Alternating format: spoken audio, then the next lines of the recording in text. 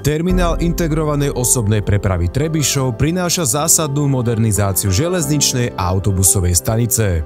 Slúži ako dopravný uzol prepájajúci rôzne druhy dopravy, ktorý obyvateľom regiónu zabezpečí pohodlný prestup medzi vlakovou, autobusovou a individuálnou dopravou.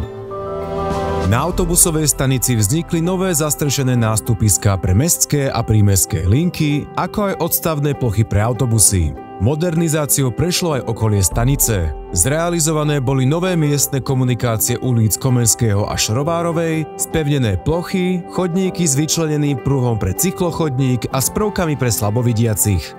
Neoddeliteľnou súčasťou terminálu je nová železobetónová prevádzkovo-technologická budova postavená medzi autobusovou a vlakovou stanicou. Vnútri je spoločná čakáreň a odbavovacia hala pre všetky módy dopravy.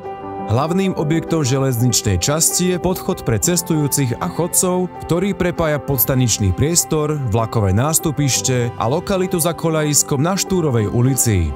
V rámci projektu došlo k zrealizovaniu nového parkoviska pre osobné automobily s komplet novými inžinierskými sieťami, osvetlením a vegetačnými úpravami. Nový terminál a nástupištia, parkovacie plochy a podchod pod koľajiskom spájajúci dve časti mesta sú prvky, ktoré výrazne zvyšujú kvalitu života a zlepšujú podmienky na cestovanie. Výstavba začala v októbri 2021 a celková realizácia trvala 24 mesiacov. Slávnostne odovzdaná bola 20. októbra 2023. Chemkostav. Staviame na pevných základoch.